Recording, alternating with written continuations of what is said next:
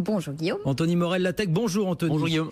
Alors on va aller en Suède. Ils sont 3000 Suédois en ce moment à avoir sous la peau une puce électronique qui leur permet aussi bien d'ouvrir la porte de leur bureau que de payer au supermarché ou de valider leur billet de train. Voilà, un plan électronique inséré à l'intérieur de la main.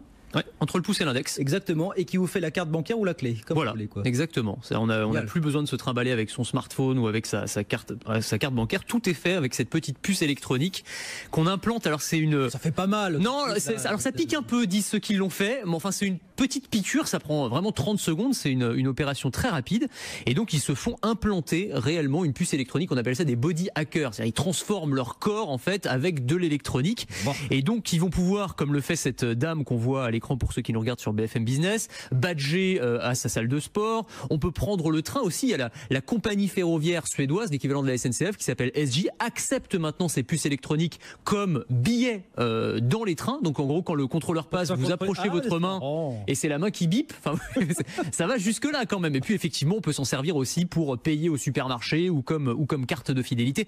Ça va très loin quand même. C'est vraiment, ces body hackers, c'est une frange très fine de technophiles qui sont prêts comme ça à aller quand même s'injecter. Ils ne sont pas des volontaires, c'est pas une expérience transitoire. C'est fait, c'est plié, c'est. Ah oui, c'est fait. Voilà. Enfin, ils sont volontaires. Hein. Oui. C'est évidemment, on les a pas forcés à mettre cette puce. On va pas leur retirer dans un mois. On va pas leur retirer dans un mois. Alors on peut la faire retirer éventuellement, mais enfin. On peut se poser la question quand même de l'intérêt que ça représente aujourd'hui. C'est-à-dire, est-ce que ça a une vraie valeur ajoutée?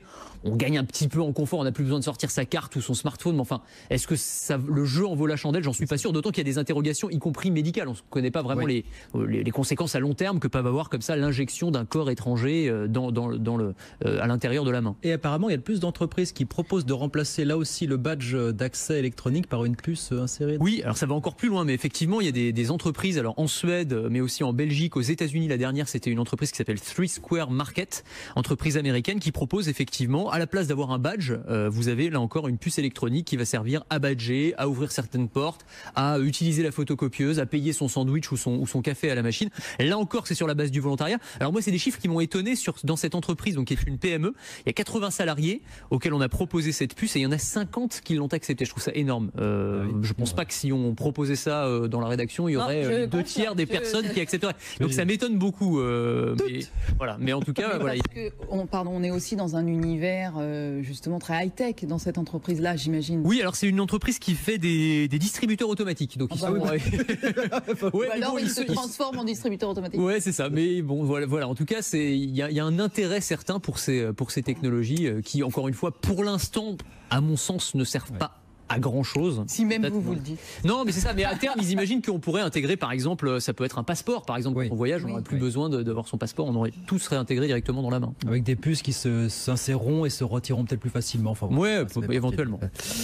Ainsi va le monde, on va résumer les choses comme ça. Anthony Morel, merci beaucoup Anthony, la tech tous les jours, 12h15 avec Anthony sur BFM Business.